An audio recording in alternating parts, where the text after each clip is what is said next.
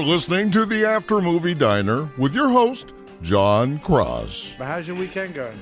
The weekend was good, man. It was a good guys' weekend. I had a couple of buddies over, and we just, as you saw, went apeshit watching ridiculous movies, so it was fun. Yeah, you watched some 80s romps this weekend, man. Yeah, we did. You went back to some of my old stomping ground with Hamburger the movie and... It was good. Hot Dog and King Frat you watched. Like ridiculousness. Complete ridiculousness. It's almost like you were hanging out with Mo Porn there. I know. Well, a lot of the movies came from his little list that he gave me, so... Oh, he gave you the list. Yeah, because I asked him because my buddy Brian has been doing a movie podcast for like a couple years now, and he messaged me like last week because they usually just review like new stuff, right? Like new movies, and he's been wanting to do older films, and I've been wanting to do something on my own for a while now too. Sure. So we decided to do it, and I wanted to start off with some good classic romps. So I messaged Mo and asked him for a list of some good movies. So we didn't get to watch Splits, though. I was pretty upset about that. Well, Splits is really hard to find, dude. Splits is... I got it on eBay. I bought it on VHS off eBay for like $15. Wow. Okay. Yeah, and I have I got a VCR because at work we're getting rid of all our old VCRs. So I snagged like 2 or 3 of them to keep for myself. Nice. Good work, sir. I had one at home, and I went upstairs to grab it, and I brought it down, and I was like, oh, shit, I don't know if I have the cables for it. And I didn't have the cables for it, so we weren't able to watch the movie. I was pissed. Oh, that sucks, man. That sucks. We just got a VHS player recorder thing. Yeah. Splits is great. I've been trying to get hold of Splits forever. I kind of think that Splits and Hots are my 2 favorites. I only got about a quarter of the way into Hots before I started to lose my faculties last night because I was drinking quite a bit, so... so this... I'll have to rewatch it. This new podcast, man, tell us all about it. Is it just going to be you and him the whole time? Yeah, it's just going to be he and I. And, it's just something that we've been wanting to do I've been wanting to do for a while. I mean, I love guesting with you when I do, but I've been wanting to do something on my own for a while. And I've got a little bit of a background in radio. I did it in college and stuff. And I'd always wanted to get back into it, so... Okay, so before we go on, Alan, why don't you tell us who's our guest on this episode of the After Movie Diner? Well, thank you, Jeff. It's John, actually. I'm not listening. On this week's show, Jeff, we have none other than Scott Toomey from the wilds of Massachusetts. Born to Celia and Celia Toomey in 1908, Scott's early years were mainly spent burrowing for truffles and punching Yorkshire Terriers in the face. It was then that he found a deep and abiding love for burying his privates in mounds of matted wolf's fur while watching Little House on the Prairie. This led to his arrest for possession of porcelain models of Michael Landon in the woods of New Hampshire, wearing little but some wolf fur undies and a tank top with Ellen Barkin on it. It was around this time that Scott's urban cowboy problem started, and several bars around Boston reported their mechanical bulls soiled with Toomey residue. He did another stint inside. While there, he met a kindly Wizendall gentleman called Colin, who had been in prison since 1878 for smuggling ducklings, but just had a really bad run of luck when all of his appeals attorneys turned out to be Welsh. Colin told Scott of the wonders of cuddling little people in a hammock on a spring afternoon, and since then, Scott has been a changed man, devoting his life to helping others, mainly with their cereal, their chocolate, their roast potatoes, and out of their clothing. Currently studying a course in Sydney Greenbush Studies at the College of whatever the flipping heck it's called, we are happy and proud to welcome this reformed Hellraiser to our show. Was any of that true, Alan? I'm still not listening. Kindly get out of my face. So let us talk about Black Gunn and Black Belt Jones. Which one do you want to do first? I don't know, dude. Should we tackle what? Black Belt Jones first? I feel like there's slightly less to talk about, just because there's sort of slightly less substance to it. And I agree. I don't mean to knock Black Belt Jones, because it is a fun, funky movie, but it's almost pure kind of action chop socky fun. It's not, it doesn't go much deeper than, a bit of revenge here and a bit of, we've got to keep the karate school open and all that kind of thing. The plot was not very in-depth. No. But a great cast. And so, yeah, let's start with Jim Kelly and Black Belt Jones. The great Jim Kelly. Yeah. I have this on the 4-film favorites set. Nice. Which is a great set. You get Hot Potato, Black Samson, Black Belt Jones, and Three the Hard Way. And I believe that's still like quite cheap to pick up on Amazon. But you can also watch this on the wonderful streaming service Brown Sugar. Mm-hmm. So is that how you ended up seeing it, dude? Not for this one. I did I have an Amazon Fire Stick and I hacked it, so okay. I can watch a decent amount of things that they have on there. But so that's what I did for Black Belt Jones. But for Black Gunn, I tried to watch it on Brown Sugar, but I couldn't stream it to my TV, and I didn't want to watch it on my iPad, so I just ended up renting it for like $4 on Amazon, which wasn't a big deal. But both of them were quite an experience for me because I've never delved into the Blaxploitation film genre. Never, ever, ever. Right. It was never something that really piqued my interest. But this was fun. No, definitely. No. What I was interested because I've had obviously Doug on here. Doug and I are sort of both kind of not connoisseurs, but certainly like big fans of this sort of era of filmmaking and can talk with sort of some knowledge and certain passion and give that side of things. And obviously last episode we had the 3 Black Geeks on here and Mo, all of whom, the 3 Black Geeks specifically come from a very cultural place, obviously, with it. But Mo, who, again, like Doug, but also like the 3 Black Geeks, has a certain affinity for these movies and loves them and could speak I love the way they look. Right.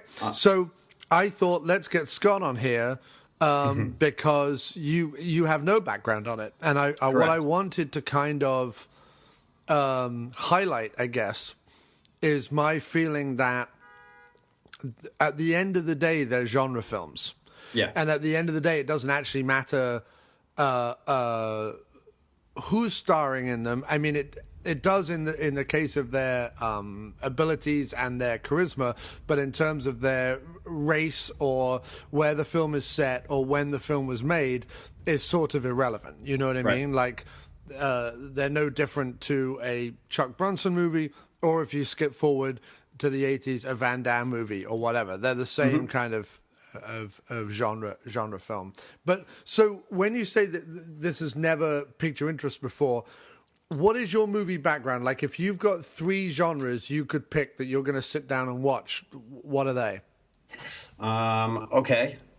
I would say that my favorites are probably horror films of the 80s and the 90s and of course the mid to late 70s. Yeah. I'm a big fan of 80s, not just teen sex romps, but 80s teen comedies, like the John Hughes films that we've talked about right here on the After Movie Diner podcast. Indeed. And and then I don't know that I could choose a third genre because I do like all films. Right. But I guess before knowing you, I didn't have any friends that were I guess as adventurous when they were seeking out movies to watch. Right. No, I get it. So, no, and I think it's interesting then. We've kind of spoken up until this point, all the times you've been on the show, we've spoken about stuff that were very much in your wheelhouse. Yep. Okay. So that makes sense. That's cool. And yeah, I, one of my big genres, it turns out, is action movies, which in a weird way, I didn't know or kind of hadn't put a name to till I met Doc in a weird way. Because although I'd seen Lethal Weapons and Die Hard, I'd seen probably all the action movies you'd seen. So the ones everyone sees, right? The Lethal Weapons, the Die Hards, and all the rest of it. Beverly Hills Cop, sure. Sure. But I'd never kind of gone beyond that into the realm of, Van Damme or Jeff Speakman or Steven Seagal or any of those things. Really, I mean, a little bit, but not much until I got to know Doc. And then obviously when Jackie Brown came out, I think like a lot of people, I was sort of like, oh, what's this blaxploitation thing from the 70s? I think a lot of people, that kind of piqued my interest. I think I'd already seen Shaft at that point. But I certainly hadn't delved into things like Black Belt Jones, Black Gunn, things like that. I'd definitely seen Hell Up in Harlem and Black Caesar, the two Fred Williamson ones. Okay. But again, kind of Shaft, Hell Up in Harlem, Black Caesar, Bone with Yaphet Kotto, they're more sort of gangster films and or detective films. They're more they could kind of sort of star or cast anybody, to some extent. And there is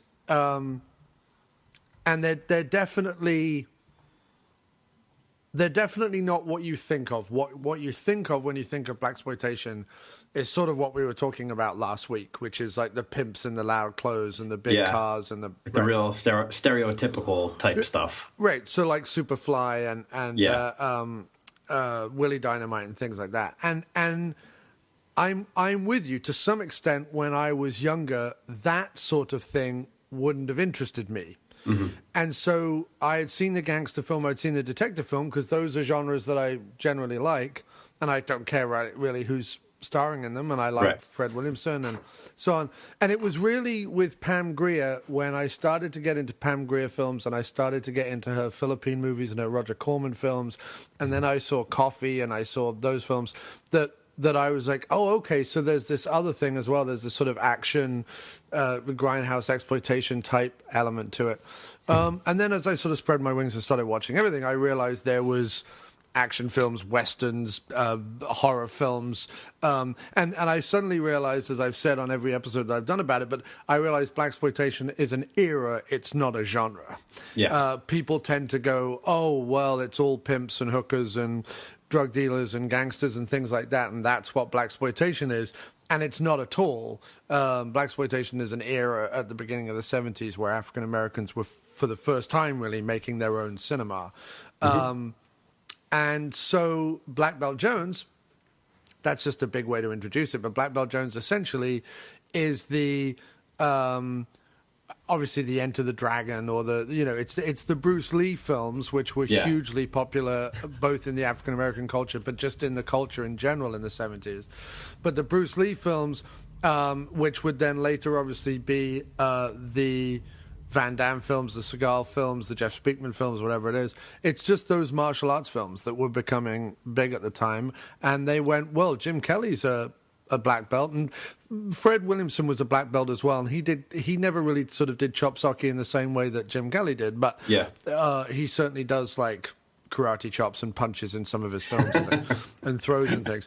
But it was definitely off the back of obviously Jim Kelly had been in Enter the Dragon, but like off the back of those films that something like Black Belt Jones gets made, and gives Jim Kelly the chance to not only star in a film, but also to show off his karate work. And after this one, he is then in Three the Hard Way, Take the Hard Ride, Hot Potato, Black Samurai, Black Belt Jones 2, and this sort of sees him all the way through into the early 80s, before he sort of gives up for a while. Yeah. And he never really kind of continued in the way that Fred, Pam, and Jim Brown did. But he was definitely in the 70s that kind of group of people, in that kind of group. So when you first sat down to watch Black Belt Jones, dude, having set it up like that, and I apologize, but first of all, what was your history with martial arts and or action movies of that ilk? And secondly, what did you think you were like letting yourself in for? What did you think you were going to be seeing? Okay, well, before I watched these two movies, embarrassingly, my only experience with blaxploitation movies would be the spoofs, like I'm Gonna Get You Sucker, or even Black Dynamite. Like those would be, and maybe even The Last Dragon. I would think that those three movies would be like the only, quote unquote, Blaxploitation type of films that I had seen, and two out of three of them are kind of, well, maybe all three of them are kind of spoofs, right, in a way. But in terms of my experience with martial arts movies, I've actually always been a big martial arts fan. I got into Bruce Lee. I think I caught The Last Dragon on TV once when I was probably in junior high school, and seeing that movie then led me to seek out Bruce Lee movies: Chinese Connection, Fist of Fury, Enter the Dragon, all the good ones. Yeah. And then, of course, I was a big Van Damme guy when I was a kid, and The Perfect Weapon with Jeff Speakman was like one of my favorite movies to watch when I was a kid. So martial arts movies I've always loved martial arts movies. When you suggested these two movies to watch, I looked Black Belt Jones up on IMDb and saw that Jim Kelly starred in it, and I knew him from Enter the Dragon. So I was like, oh, okay, this is going to be cool to see Jim like in his element, carrying a movie on his own instead of being a side character in a Bruce Lee movie. Yeah. So I was pretty excited about that, and of course, seeing his skills, I guess you could say, in Enter the Dragon, I was excited to see the stunt work and the fight choreography for this movie too. But the funny thing is, I think I expected a more serious movie. Right. I didn't know that it was going to be basically an action comedy, and I thought it was great. Yeah. No. Well, it was a lot of fun. They always whip in a little bit of humor, and they always whip in like a little bit of social message. I can't say that Black Belt Jones has a ton of social message. I guess Gloria Hendry's character is, don't underestimate me just because I'm a woman, I guess, right, has that aspect to it, as a lot of the sort of kick-ass women in these films did. Even Willie Dynamite, which we were talking about last time, has the lead character is not Willie Dynamite at all. It's Diane Sands, who is the lead female in the film, and is certainly the verbal and mental ass kicker. And then you have Pam, obviously, who is then followed by people like Gloria Hendry and Tamara Dobson. Gloria Hendry, of course, who would show up in what they call the Blaxploitation Bond, which is Live and Let Die. Aha! As Rosie, is it Rosie Carver? I think it's Rosie Carver. They just have her listed as Rosie on IMDb. But that was the other interesting thing, though, is when I was watching Black Belt Jones, and I'm like, oh, I recognize them from Live and Let Die. I recognize that guy from Live and Let Die, because there's another actor in here who was in Live and Let Die as well. But I forget which. The little fat guy. Yes, a lot of the same guys in those movies. So you see repetition all the time. You only have to click on one of these guys on IMDb to check out their listing, and Gloria Hendry is in Black Caesar, Hell Up in Harlem, Black Belt Jones, a lot of those films, and Across 110th Street, Slaughter's Big Ripoff. She's in a ton of them, and then like you say, in Live and Let Die, the guy who plays Whisper, that's it. It's Earl Jolly Brown is the chap you're talking about. He plays Jelly in Black Belt Jones. He plays Whisper in Live and Let Die. And he goes right into like Beverly Hills Cop. He's in Beverly Hills Cop and a couple of other things. Not a huge filmography, but he's been in some very prominent films. Let's just let that ambulance go by. It's New York. What can I do? Every time I sit down to fucking record, we get this shit. But yeah, so you went in and you were expecting it to be a little bit more serious, but you were happily pleased that there was like a kind of comedy to it. Absolutely, yeah. I thought it was I know I say it a lot when I'm on your show, but it was a really fun movie to watch, and it was the acting is par for the course, I guess you could say, but everybody, I think it just seemed like everybody knew what they were doing. They knew what they were getting themselves into. They weren't taking themselves too seriously. It was a fun, chop socky type of flick, and I really enjoyed it. Right, and that's the other thing. I mean, certainly 74 is sort of a couple of years into this era, and they already know, because everyone's certainly involved in this, has been to see films either on 42nd Street or on Hollywood and Vine, depending on which coast you're on, but where the audiences of the time, especially to Hong Kong action pics and also to some of the blaxploitation films, were reacting to them in a very enthusiastic, fun, vocal way. Like, they were event movies in that regard. You went along in order to, like, just be thrilled and entertained and so on. And, you know, it's only in really the advent of video that you can kind of look back at them and actually see some of the depth that's in some of these films, and some of the films we've covered both this time round and the previous time we did the blaxploitation era. Even in films that look fluffy on the surface, have some stuff going on in them. But this was definitely directed in a, how do we take Enter the Dragon and you know, those kind of films and transport them to a blaxploitation California kind of setting, because this is set in California. A lot of recognizable scenery in this movie, for me anyway. Definitely. And it's directed by Robert Clouse, so it's even directed by the same guy who would do Enter the Dragon. And would go on to do Game of Death, and then would go on to do China O'Brien and China O'Brien 2, as well as a lot of people's favorite cheesy 80s action flick, Jim Carter. So Robert Clouse was definitely a guy who, let's say, knew his stuff when he came to this, or was certainly a workman-style director who could put together an action movie that was slickly paced and, you know, humorously and entertainingly presented. And I like the fact that every time you're on the show, you're like, oh, this was a really entertaining movie, because that's kind of what I like. Yeah. You know, I don't really have a genre. I'll watch a sci-fi movie, I'll watch an action movie, I'll watch a horror movie, it doesn't matter. But I got to be entertained. And, you know, and I like this is a nice, lean, 85 minutes action comedy. Like you say, it knows what it is. Yeah. It sets up its... not a lot of dialogue. Right, it sets up its premise, and then it's essentially, well, what do audiences want to see? They want to see Jim Kelly kicking ass and taking names. And all right, they want to see Gloria Hendry standing next to him kicking ass and taking names. You know what I mean? And if that means that we set up a situation where the mafia are trying to buy out an old dude's karate school, then who has to call in Black Bolt Jones and his daughter Sydney in order to save the day, then let's set that up and away we go, because that just means that we have a karate school going up against the mafia, and who doesn't love that, right? That's right. So what were some standout scenes for you, sir, in this first movie? Oh, gosh. The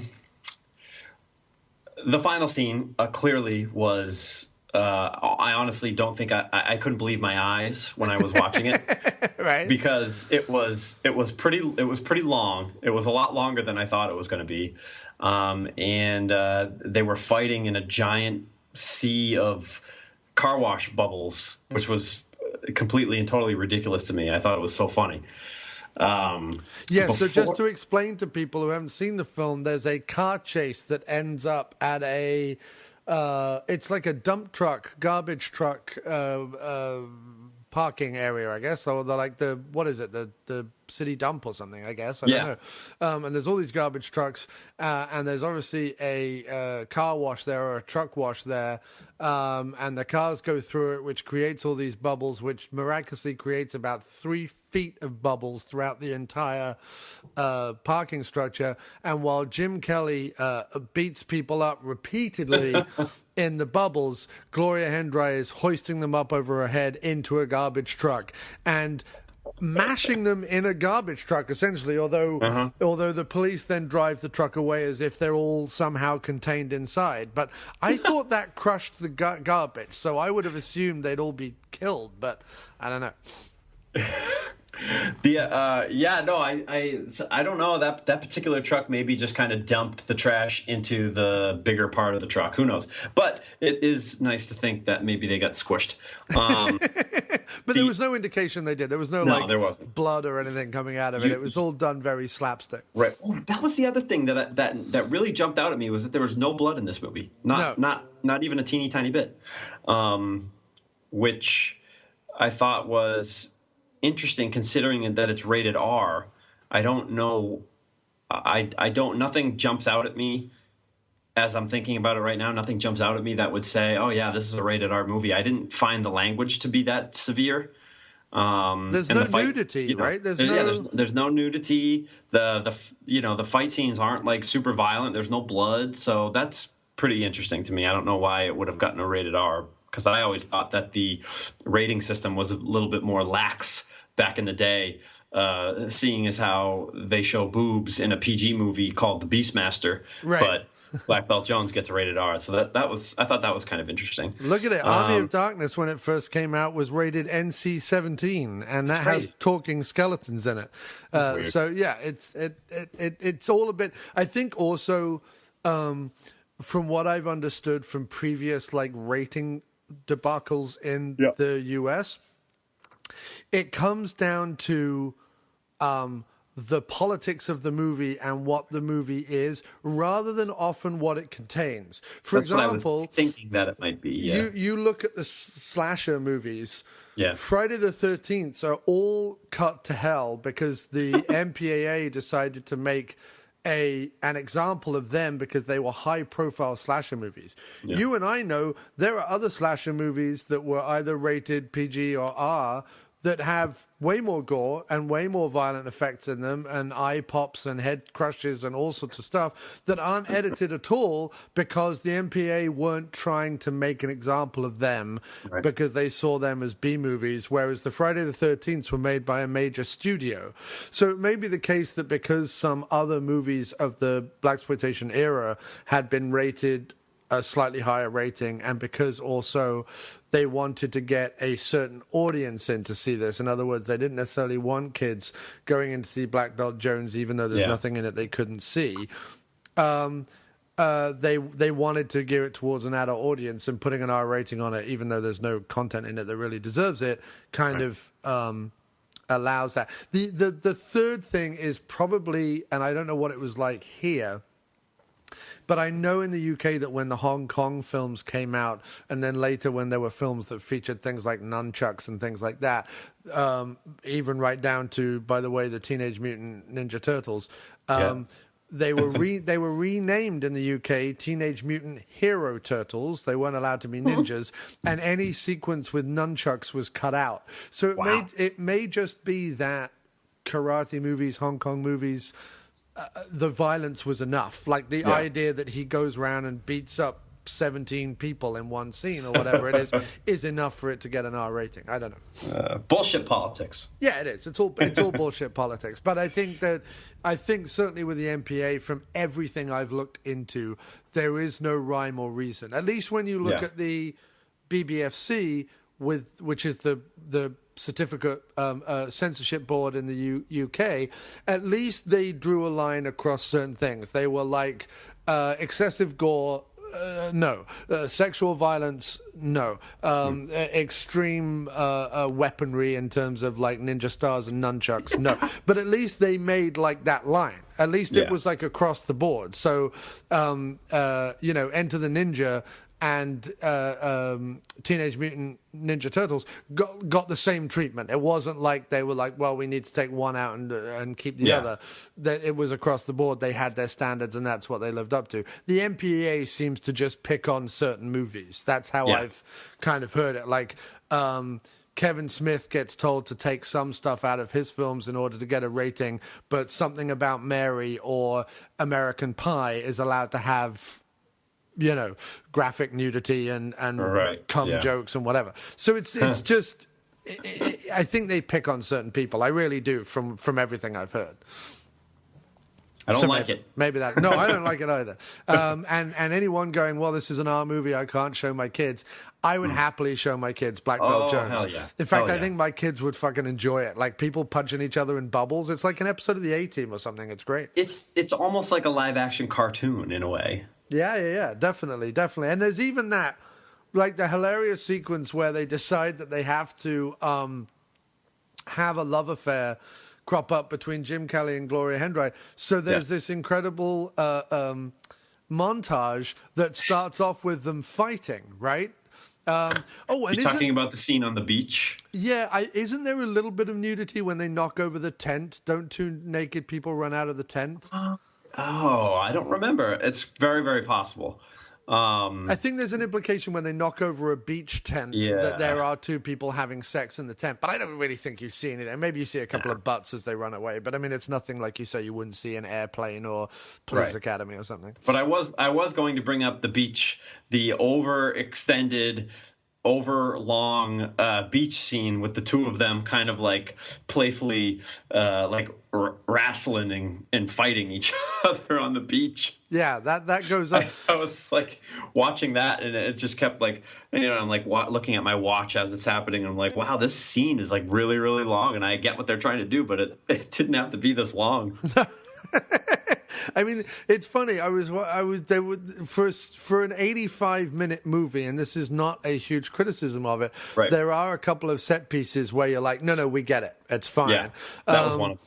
And but it was interesting because I went to see John Wick 2 recently, and I'm going to review that film later with Doc. Nice.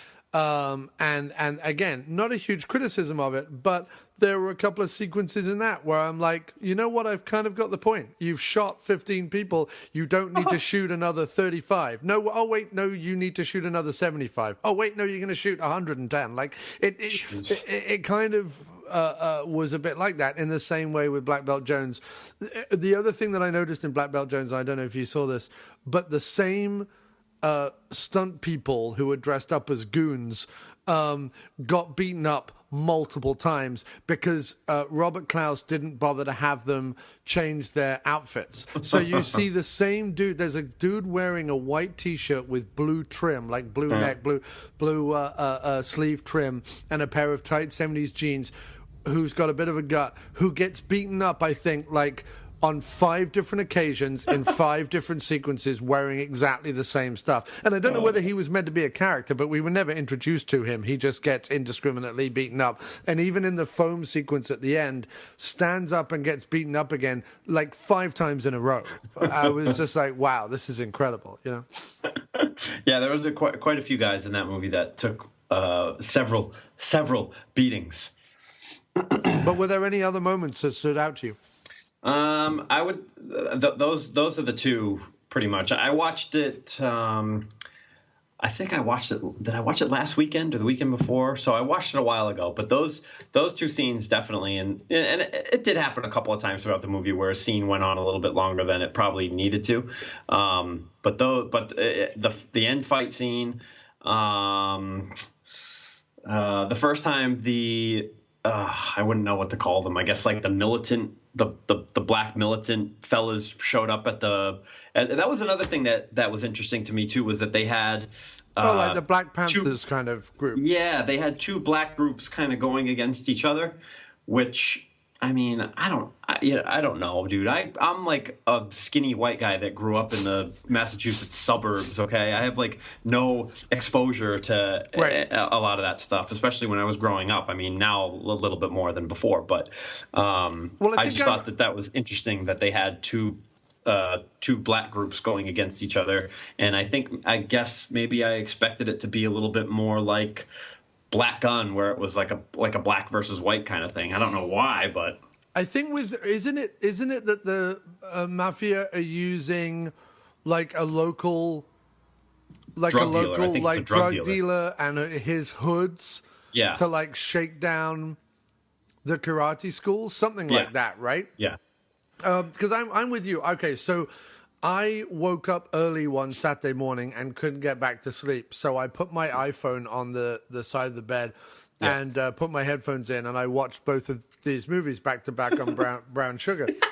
Now, I had seen Black Belt Jones a couple of times before, but it's not the kind of movie where the plot is abundantly clear. You know who the good guys and the bad guys are, but I couldn't quite tell you sort of what any of their affiliations are, you know? Right. But you're right. There's the big dude with the beard and the loud shirts who's always trying to like pot pool balls into people's teeth, right? Yeah. So there's that dude, and he is kind of used to shake down the karate school, I think. That's right. Yeah, I'm reading it right now, and it's the Mafia Don and Pinky. Pinky is their representative in the urban area. Right. Yeah. And Pinky's the one that tries to shake down Papa Bird and get him to sell his karate school. Papa Bird, played by the wonderful Scatman Crothers. Everyone will know that from The Shining. That's right. As well as some other wonderful performances in a variety of films. He's in One Flew Over the Cuckoo's Nest, also with Jack Nicholson. No, he plays orderly. Yes, an orderly. Yeah, he plays an orderly. Around this time, he's in Slaughter's Big Ripoff. That's one of the famous ones he's in. Black Belt Jones, he's in Truck Turner. He is in a bunch of TV stuff. I don't know what else he's in Friday Foster. He's One Flew Over the Cuckoo's Nest, Friday Foster, The Shootist. The Aristocats. Silver Streak, he shows up in. So yeah, he's in a ton of stuff and has that wonderful name and wonderful presence. So yeah, I was going to talk about that a little bit. The acting, like Jim Kelly is cool as fuck. Like just on screen, he just has an incredible presence. But he's not like a wonderful dramatic actor or even a particularly strong comedic actor. He's just cool as fuck. Yep. Gloria Hendry, I feel like, does the heavy lifting where sort of acting, quote unquote, is concerned. She's a much stronger actor in the more traditional sense, I mean. Yeah, she's got a fair amount of dialogue. Jim Kelly has like hardly any dialogue.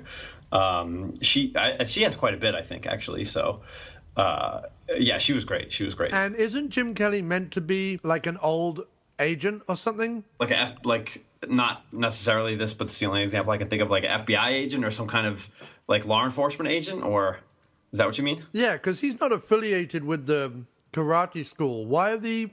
You're right, because in the beginning they have that whole big scene, and they're all like, "Oh, we better call Black Belt Jones," and they call him, and he's like, "No, I'm good. I think he says something like, I don't do that anymore," or something like that. But it's also, to me, it was inferred he's when they call him, he's at some kind of a TV show taping or whatever, and to me it was inferred that he is like a bodyguard of these two other guys that were there. Maybe, I don't know.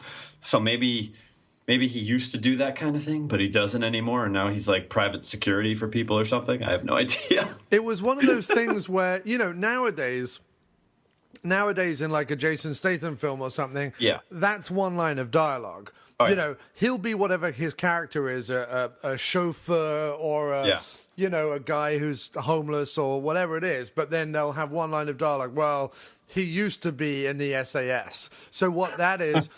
What that line of dialogue means is when he does something ludicrously superhuman, it's because he was in the SAS. Oh, yeah. And the same goes for Black Belt Jones. I think they set it up simply to say, like, this is why he can do everything he can do because he used to be in the FBI, as if all FBI agents have the kind of karate training he does. The government used to trust him to get them out of sticky situations. Right. So there's a lot of there's a lot of ins and outs and setups and things like that, and I'm not sure I particularly go deep into any of that. My enjoyment of the movie is just the incredible soundtrack and the, like you say, the funky. It's very funky. It's very cool, and like you say, the kind of fun, entertaining, slapstick karate sequences. That's really what it is. Would you recommend this if you like? Oh hell yeah, absolutely. If somebody, nobody would ever do this, but if somebody came up to me and was like, "Hey, what what I'm thinking about, delving into some Blaxploitation movies. What I mean, aside from the fact that these are the only two I've ever watched, but yeah, this one I would definitely recommend, just because it was so fun. It reminded me of almost kind of an amalgamation of Enter the Dragon and The Last Dragon. It was right. To me, it was kind of like those two movies put together. And it is, and The Last Dragon owes a ton of stuff to this, and also other Blaxploitation and Hong Kong movies. So if someone came up to you and said, like, have you seen any good action movies lately? Would this be one you mentioned, or would it only be if they were interested in, like, 70s African American filmmaking, or would this just be one you would put out there just as an action movie, like a comedy action movie? Yeah, if they were looking for recommendations for older action movies, like if they had come up to me and told me, oh yeah, I just watched Die Hard and Lethal Weapon and all that stuff, and they were looking for more. They were looking for suggestions of things that maybe not a lot of people knew about or whatnot, I would definitely throw this one out there for sure. Yeah, definitely. Okay, cool, man. Well, I'm glad you enjoyed that, and I'm glad Black Belt Jones. That was the first one you watched, was it? That was the first one I watched. Yeah. Okay, cool. So that was your first ever. I'm glad. I do hope genuinely that you not only listen to the episodes that I've done with the other guys about these movies, and it's not just the last two. If you go back a couple of years, I did 4 episodes. I did one on Shaft, all 3 Shafts. I did one on, I think, Bucktown and Friday Foster. I did one on the Slaughter films, which is sort of Jim Brown's character, Slaughter, and Slaughter's big ripoff. And I did one other episode. I forget what it is now. But I would. Well, I've got Brown Sugar now, so I'm gonna be doing some work over the next couple of weeks, probably. Definitely, man. Check it out, because I like I always say, it's misrepresented as a genre. It's not a genre. It's a series of genres in an era. Yeah. So if you like action movies, just go for the ones that look like action movies. Or if you like westerns, go for the ones that are westerns or whatever. And if you're not so much like if the and I'm with you in this to some extent, the big hatted pimp, drug dealers are the heroes kind of films, or like pimps, wife beaters, or whatever are the heroes of the movie. I'm not as interested as that. Like Willie Dynamite, I would recommend, because it kind of flips that on its ear. Like it kind of upends your expectations of what that movie is. But stuff like Superfly and some of the other ones, they're good to watch if you want something that's kind of cultural from that era, but they're not particularly my first go-tos. I like the Jim Browns, Fred Williamson, Jim Kelly, like action films or westerns or things. And then secondary to that, I like some of the horror films, the Scream, Blackula Scream, and Black Frankenstein and things like that. They're good fun. And again, I think that a lot of these movies, because they're, Scream, Blackula Scream, or Black Frankenstein, or Black Belt Jones, or Black Gunn, I think a lot of that, like the naming convention, kind of excludes them from people's minds, not due to race, but just due to, like, they like, oh, those are those movies. Yeah. Like, people don't mention Black Belt Jones in the same breath that they mentioned Hard Target or whatever. I mean, obviously, Hard Target is 15 years later, and it has more production value, and it has more money, and it has more flash and whatever.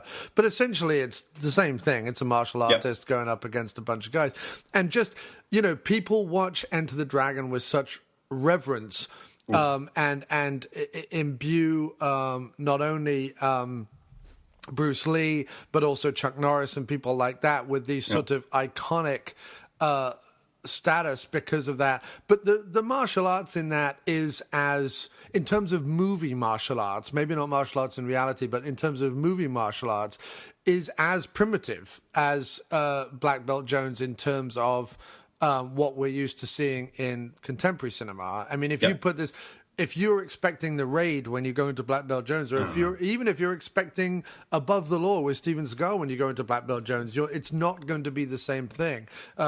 So the sophistication of how we filmed martial arts and how we film action movies, both the Hong Kong films and the Western films, have both exponentially improved and exponentially become more glossy and thing. So I think that if people can watch Enter the Dragon and see it for the masterful and impressive film that it is, they need to be able to do the same with whether it's Black Belt Jones or whether it's Hot Potato or whether it's Three the Hard Way or any of those films, I think.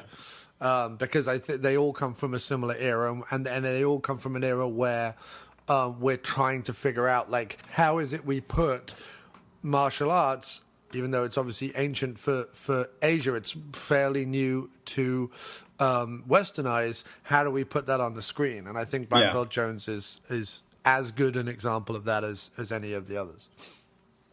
I'm with you. Excellent, sir. The After Movie Diner with Jon Cross will return right after this. Hey guys, this is JD from the In Session Film Podcast. Every week on our show, you can join my co-host Brendan and I as we review the latest films that's out in theaters. It also inspires us to discuss a top 3 list of some sort, and we have a lot of other fun movie discussions as well. It's always a blast. And we also have a show on Fridays called our Extra Film Podcast. This is a show that gives us the space to talk about the latest indies and art films and other classics that we normally just don't get to talk about on our main show. You can find our podcast on iTunes, Stitcher Radio, SoundCloud, TuneIn Radio, Player FM, and more. In fact, you can just see everything about us, including our social medias, at InSessionFilm.com. So join us every week. We'd absolutely love to have you.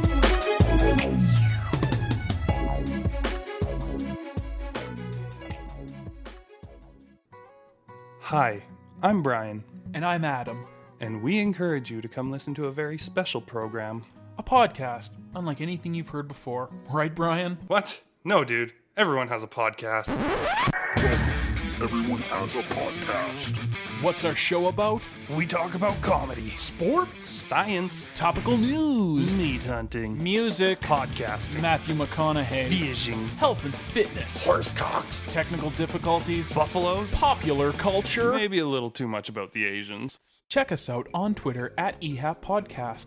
Listen to us on iTunes and Stitcher or through our website, www.ehappodcast.com. Contact us directly through ehappodcast@gmail.com. Like and subscribe on YouTube under EHAP Podcast. We're also on Facebook and Grindr.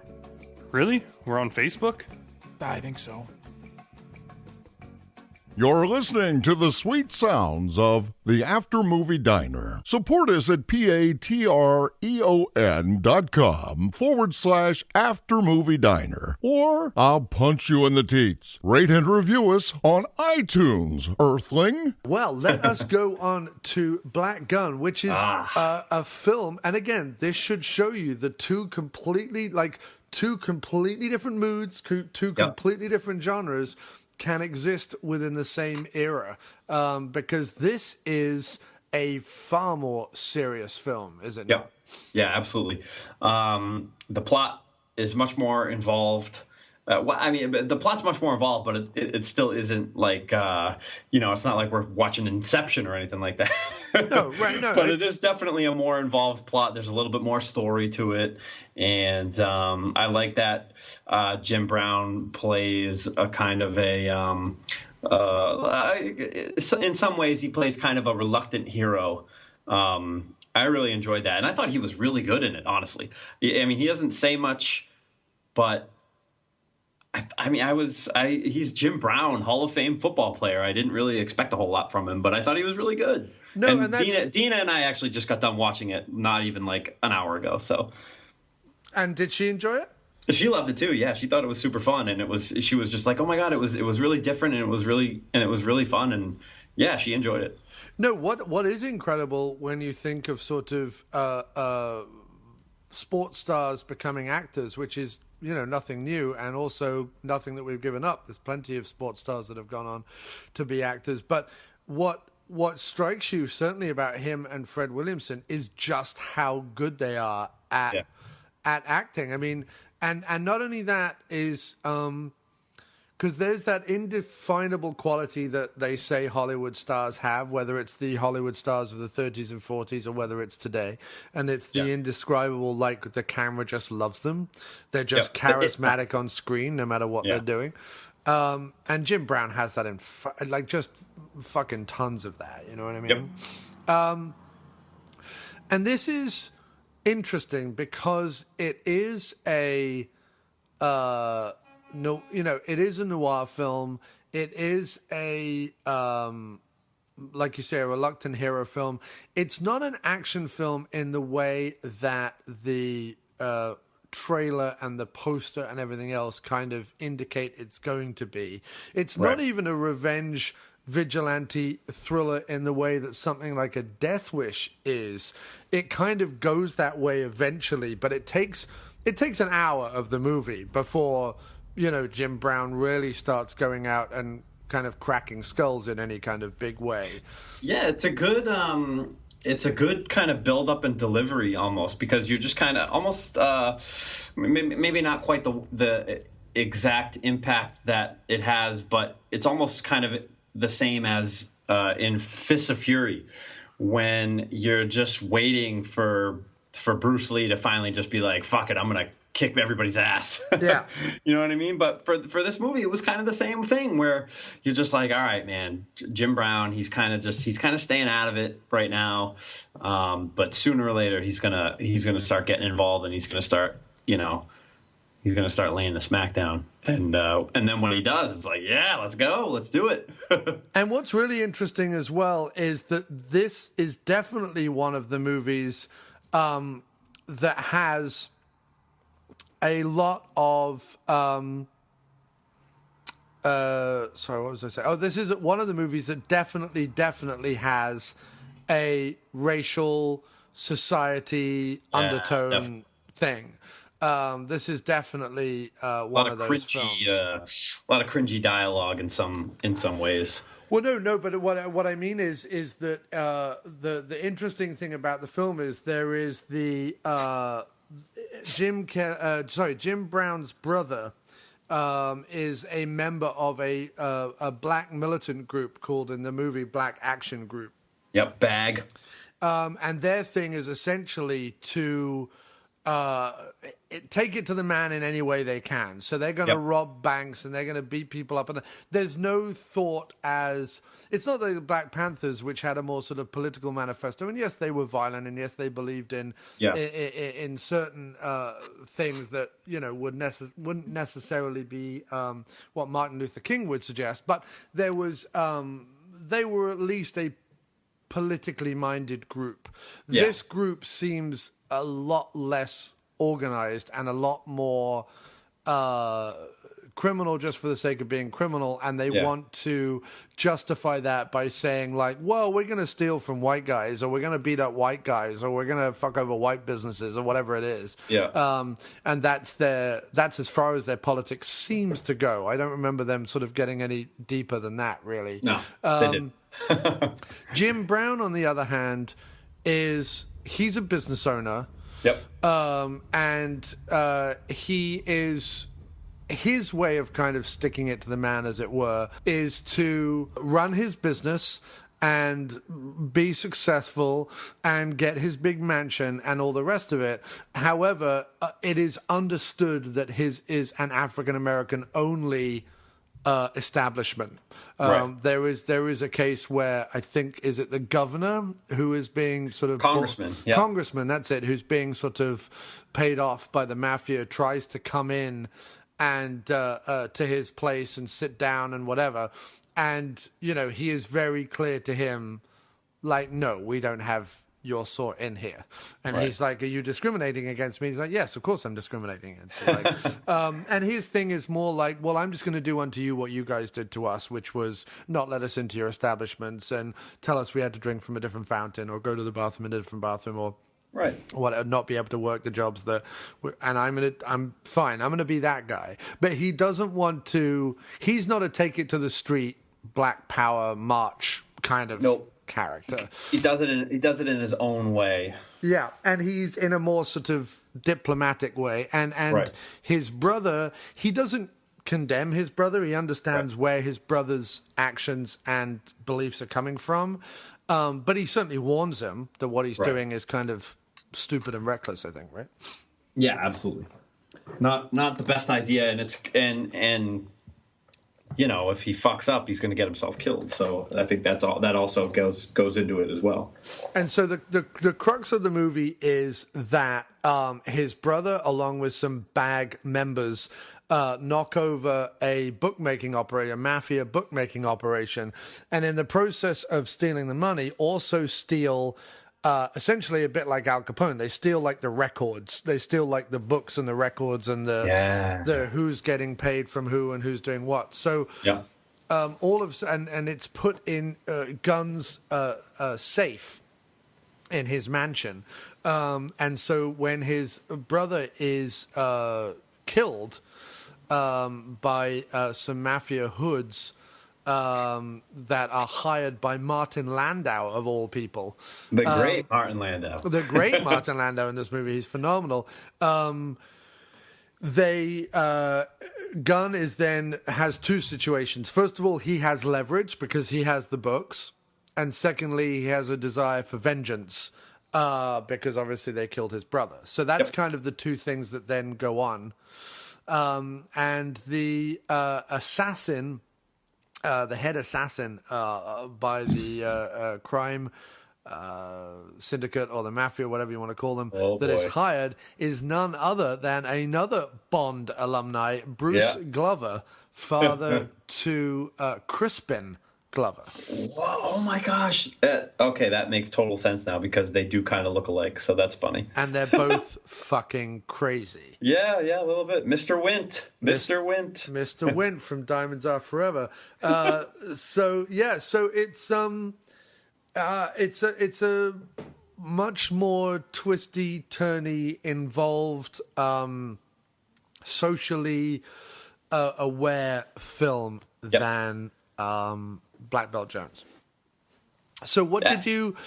So go through it with me, dude. Like you sit down, you start to watch it after Black Belt Jones. What are you thinking? Are you thinking this is going to be like just Jim Brown going around and kicking ass? What do you think?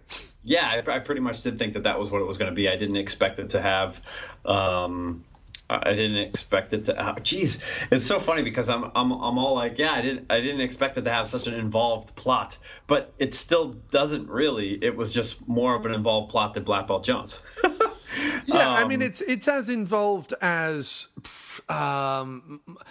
most sort of revenge thrillers or gangster films. Yeah, there isn't.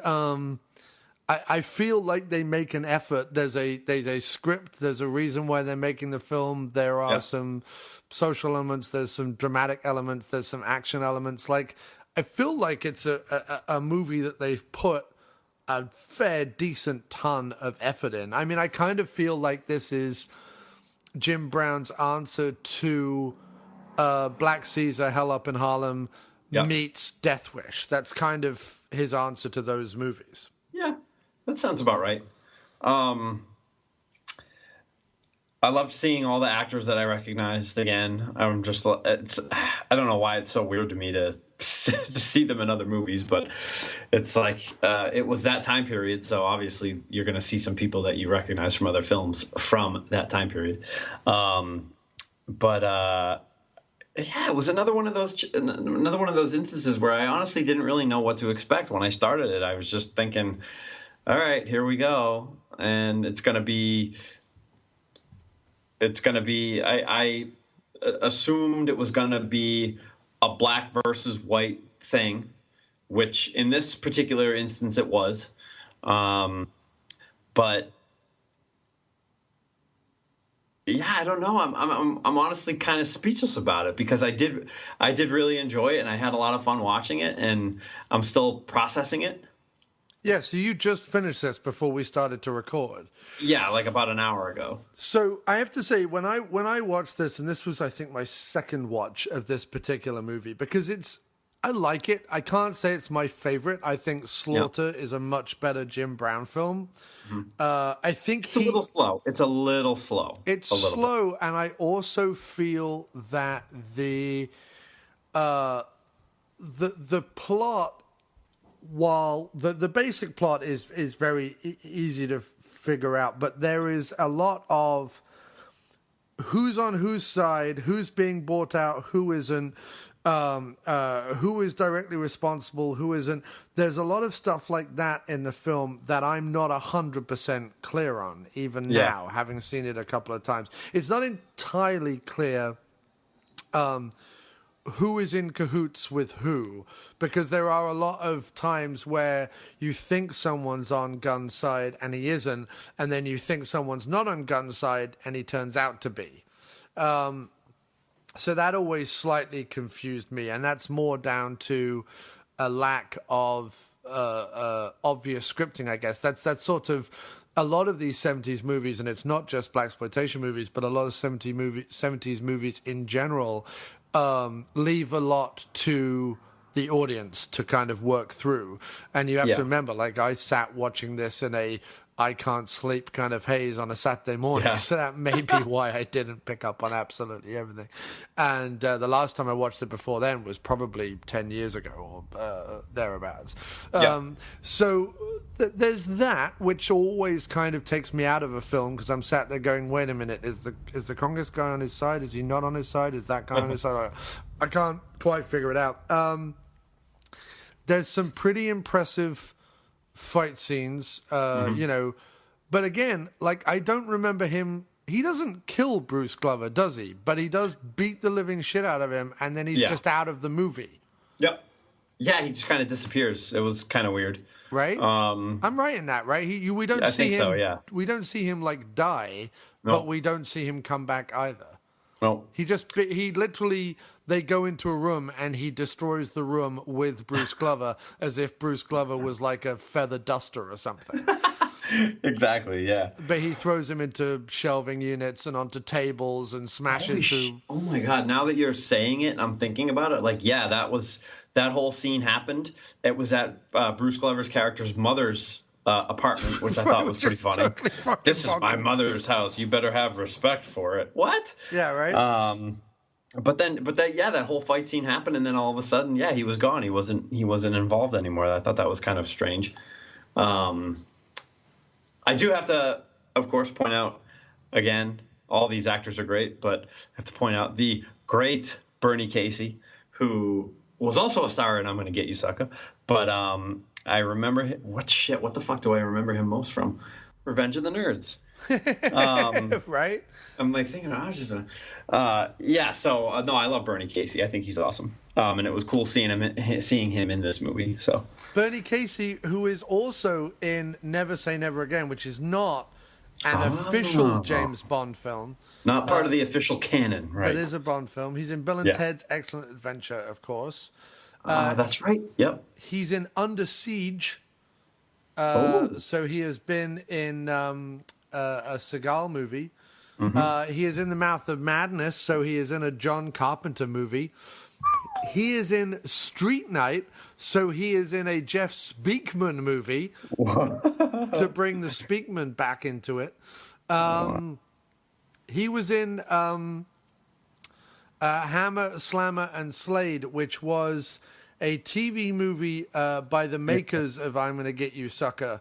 that never, by Keenan Ivory Wayans, that never went full series with it. They just got an extended pilot. I believe it's on Brown Sugar. I believe it's on there, and it's just 60 minutes long, but it's a continuation.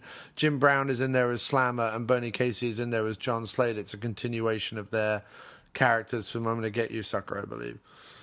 He has great names in all the movies that he's in, though. John Slade, Kirkland Smith in Another 48 Hours, Colonel Rumbus in Spies Like Us. Yeah. There was another good one down here. Thorny Thornberry in Trapper John M.D. He's Detective Tom Reese in Steel Justice. There you go. Starring the wonderful Martin Cove as John Steele. Nice. But no, Bernie Casey, definitely, I mean, not iconic in the way that Fred, Jim, and Pam are, but certainly has, in terms of being in major motion pictures, probably has the most successful career as a character actor, essentially.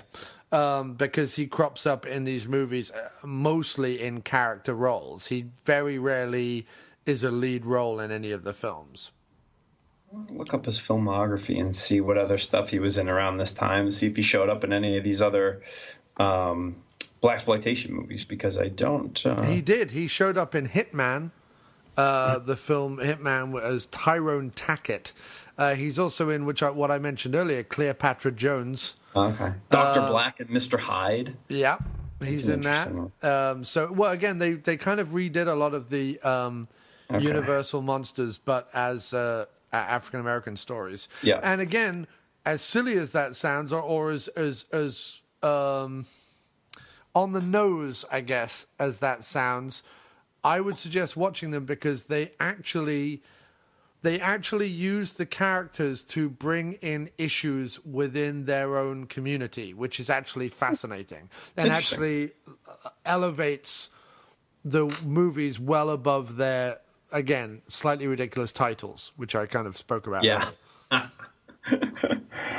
Oh, gosh. But yeah, Bernie Casey is definitely one from this era that is, I think, most recognizable to a wider audience. Yeah, definitely. You could argue Pam Grier is as well, certainly post Jackie Brown, to a wider audience. And by a wider audience, yes, I mean white. Yeah. And I mean white people who don't go beyond their own kind of genres or eras. Like me.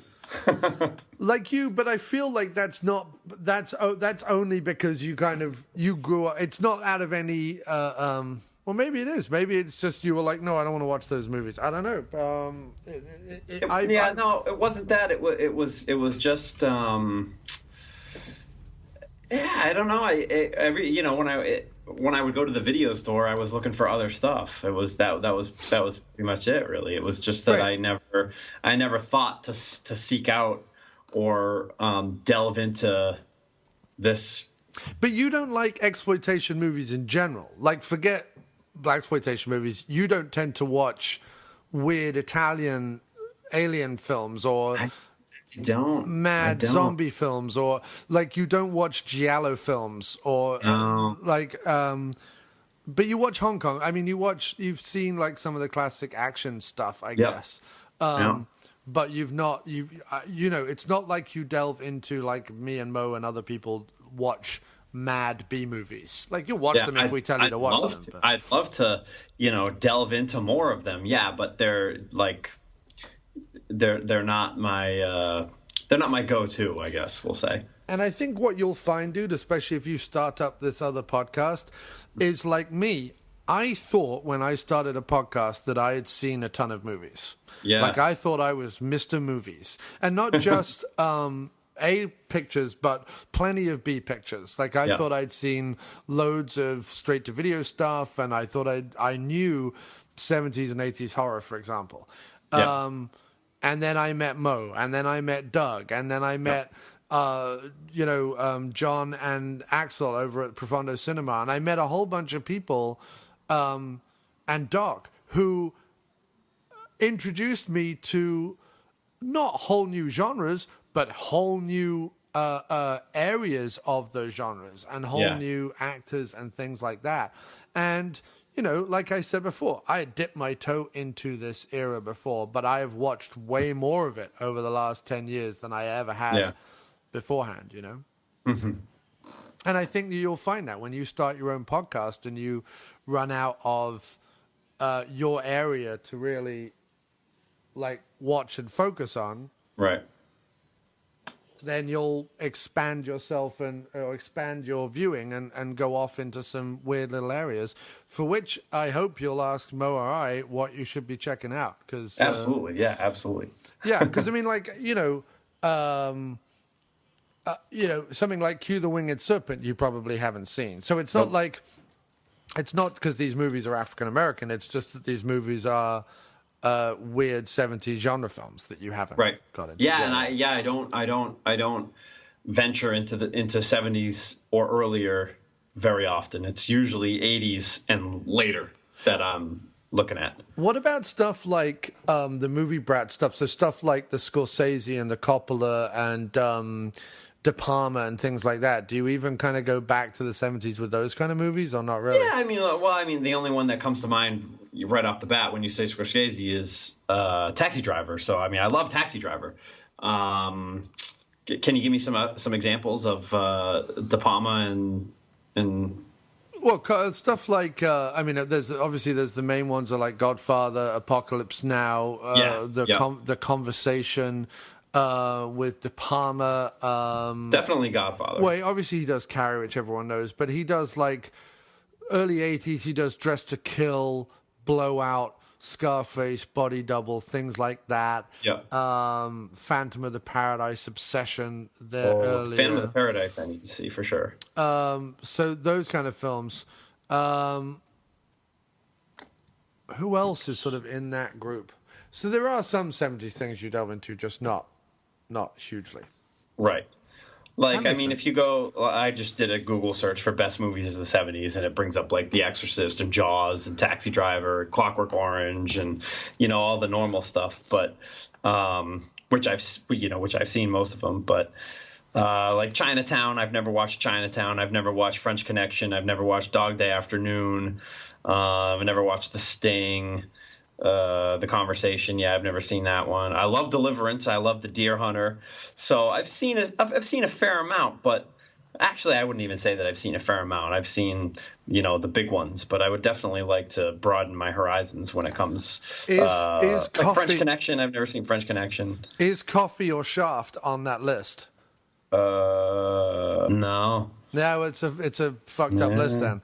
Because I'm not even kidding. Coffee and Shaft, two of the best movies of the 70s, hands fucking down. Shaft for me is up there with any movie that Humphrey Bogart ever made, and I'm not even kidding. And Coffee is, if you want to know why Sigourney Weaver or Linda Hamilton or Cynthia Rothrock or any of those sort of movie kick-ass ladies of the 80s got to do what they were doing, it's Pam Grier.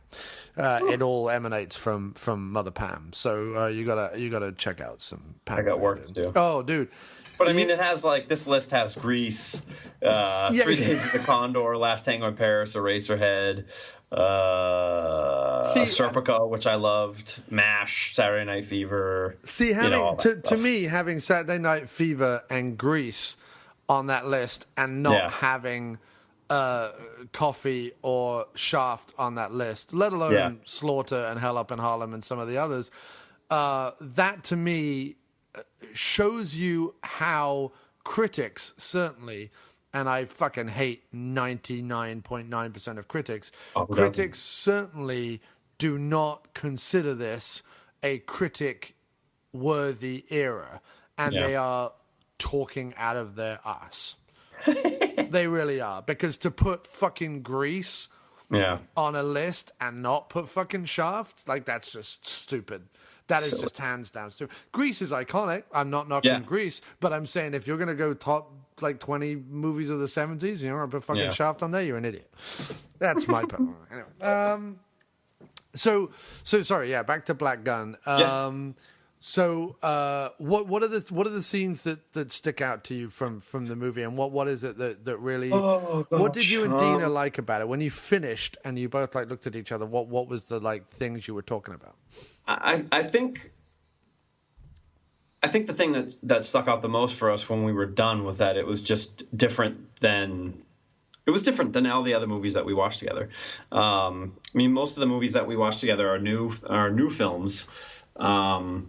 And I have been showing her a lot of films from the 80s because she's a little bit younger than I am, and missed out on all that good shit. So I've been showing her a lot of that stuff. But yeah, I mean, do you think you guys will sit and watch movies from this era together again? Was she like, wow, I need to see a few more of these things? I didn't get that kind of reaction. Okay. I did. I'm definitely gonna seek out more and watch more. I think it'll be one of those things where I'll be doing it on my own from here on out. But she didn't loathe the experience, if I can say that. It's all right, dude. I totally and utterly get it. There are some films I watch that Kim's like, really? Okay, I'm not watching this. And look, and there are other nice movies to have her there watching with me. Of course, no, I get it. Our ladies do what they can, and then they go off and do their own thing if they don't want to be bothered. I get it. I totally get it. There are movies I can sit and watch with Kim, and she absolutely adores, that I've never been able to sit and watch with any other woman. So that is, to me, priceless. So the fact that occasionally I watch movies that she like rolls her eyes at and walks away, I'm like, that's fine. Most people have that, like most guys and women have that with almost every fucking movie the guy wants to watch, you know what I mean? So it is what it is. But I'm feeling from you that like Black Gunn didn't speak to you in quite the same way that Black Belt Jones did.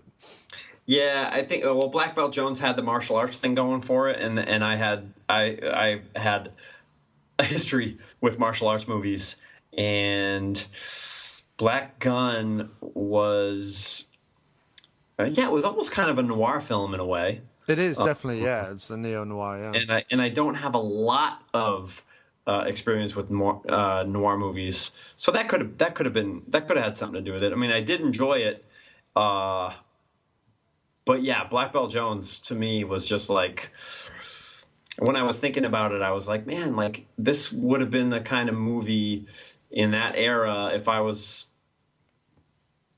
a young, I don't know, I feel so weird saying this, but well, if you were like a young black guy. If I was a young black guy that even had some like young kids or whatever, I was like, oh, let's go see this, man. Like Jim Kelly's a great like Jim Kelly's a good role model in this movie. You know what I mean? Like he kicks ass. I don't know. He's like a good hero. I would like in Black Belt Jones or in Black Gunn? In Black Belt Jones. Right. And it would have been like, I just felt like it was that kind of movie that I would have been able to take my family to on like a Saturday afternoon and go have fun at the movies. Yeah. Whereas Black Gunn is like an adult movie. Like it's an adult movie from start to finish. It deals with adult things, and it's, people either like something like Death Wish or they don't. You know what I mean? And this certainly has more in common with the first couple of Death Wish. Obviously, by the time like Death Wish 3 and 4 come along, they're way more ludicrous and stupid and over the top and more like the action movies of the 80s. But this definitely has something in common with those earlier movies.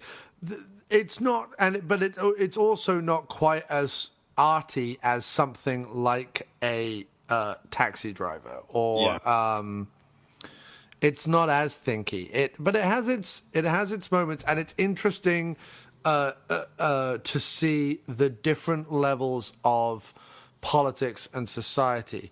I think the thing where Black Gunn to me isn't wholly successful is that while it does examine the different aspects of African American culture that's happening at the time, and certainly different aspects of their politics, it doesn't offer a lot of reasons beyond the simplistic, and it doesn't offer much solution. It just simply observes and uses those particular things that were going on at the time as a springboard for what is essentially a basic vengeance story. Right. And to me, I find that it's better when they try and interweave that aspect of it more, rather than just be like, well, this is the characters and now off we go and there's going to be vengeance and da-da-da-da-da. But saying that, like, the action sequences are well done. The soundtracks are always impeccable. Oh, hell yeah. Jim Brown is a great actor, a lot of charisma. His lady in the film, and I forget, is it Brenda Sykes? Yeah. Who plays Judith? Is wonderful in the film. And, it's one that I would strongly suggest, but it's not one that I would say to people, start with that. It just is. And it is because it's a little slow. It is because it's a little serious. And it is because I don't think it's quite I don't think it's quite there yet in terms of blending genre with message. But I would always suggest Slaughter over Black Gunn if you want to see a Jim Brown movie of this era. I mean, obviously Jim Brown shows up. He's one of the earlier actors to come out of sports and things. He's in Dark of the Sun, The Dirty Dozen, obviously, Ice Station Zebra, a lot of other movies, El Condor and things before he gets into... So by the time he's in Slaughter, he's actually been in the movie business almost 10 years. Yeah. So Black Gunn is... he is able to dip into and then come out of the era in a different way than most, I think, because he already had that Hollywood background of being in a couple of big movies, honestly, huge movies, yeah. So it's interesting, but at least I suppose in the Blaxploitation era, he gets to be a lead. Which he doesn't get in those earlier films. Right. In those earlier films, he's certainly incredibly noticeable and very commanding in his performances, but he gets to be a lead, I guess. But if I was going to say to someone, watch an action movie with Jim Brown in it where he's the lead, I would go Slaughter over Black Gunn every time. And then I would actually follow it up with Three the Hard Way, even before Black Gunn. But that's because... like we were saying earlier, I'm more, for entertain me. Yeah. Like, I like a good, entertaining movie. And Black Gunn is a bit slow in places and a bit serious in places and a little bit convoluted in places, so that it doesn't quite have the flow that some of the other movies have. Yeah, and Three the Hard Way has the triple threat, man. Jim Brown, Fred Williamson, and Jim Kelly.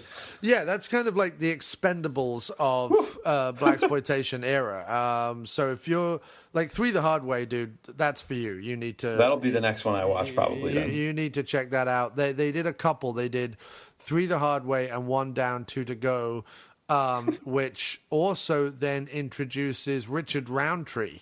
So nice. You get Richard Roundtree, Jim Kelly, Jim Brown, Fred Williamson from a movie by Fred Williamson and directed by Fred Williamson, One Down, Two to Go, which then starts to involve people like the wonderful Joe Spinell and stuff like that as well. But no, Fred... long before other people, Fred realized that if they were going to continue to be successful, because around 75, basically, the Hollywood studios pulled the plug on these movies. Yeah.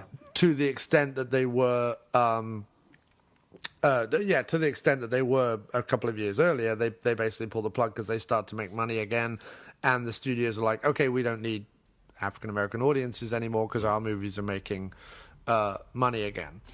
Funny enough, once the sort of movie brats of stuff like Star Wars and Jaws and things like that start happening, these movies fall away. However, Fred continues with Take the Hard Ride, One Down, Two to Go, and things like that, where he suddenly realizes, well, wait a minute, why don't we put 3 or 4 of us in this film? Like, that's the way we're going to continue to be successful. And he sees it with Take the Hard Ride, which is a Western that they do. It's a spaghetti Western that they all do with Lee Van Cleef. And again, you have Jim Kelly, Fred Williamson, Jim Brown, and Lee Van Cleef in a movie. Like, and that's what I mean. Like, when people start to delve into these films, it's like, seriously, guys, look him up, because if you like mad spaghetti Westerns, well, here's one with fucking Fred Williamson, Jim Kelly, Jim Brown, and Lee Van Cleef in it. Like, why wouldn't you want to fucking see that film, So that's kind of why I go on and on about these films as much as I do, because I want people to kind of delve in. I think you're right about Black Gunn. I like it, but I'm not overwhelmed by it. It's not one that I'm gonna go out and tell people you must watch. But dude, you've been a hell of a sport, and I hope I've made a convert, and you're going to go on and watch some more. And I want you to come back next time you're on the show and report to me what you've seen. So I will be taking notes, and I will be watching you very closely, Toomey.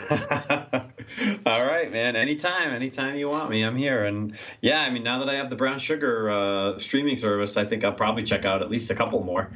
And Definitely, perhaps even continue on after my free week trial. Yeah, well, you should tweet Brown Sugar. I'm not even kidding. You should actually do this. Tweet Brown Sugar and say, hey, After Movie Diner introduced me to your app, and I'm loving it, or something like that. I'll do it. I will do it. See what they say. It's only like $3 or $4 or something once the... yeah, it's super cheap. I think it's $3.99. $3.99 once the full thing, and it's got a good chunk of movies on there, and they're adding to it all the time. So I'm going to... I want to see more genre stream channels like that. Like Shudder is awesome, and Brown Sugar looks cool. I want to see some other ones. Me too. I want one that is 80s and 90s action movies that I curate. Like, Yeah, I want one that's like, we have all the Jeff Speakman movies. We have all the Lorenzo Lamas movies. We all have all the... like, I want all that stuff. Like, not Stallone and Schwarzenegger, because they're readily available. Everyone's seen offbeat. I want offbeat stuff, quote unquote. Offbeat. I want the 80s. I want the Dr. Action video streaming service. That's basically what I want. And I will kill everyone till I get it. That's how I'm feeling right now. But no, Scott, thank you ever so much for being on the show, man.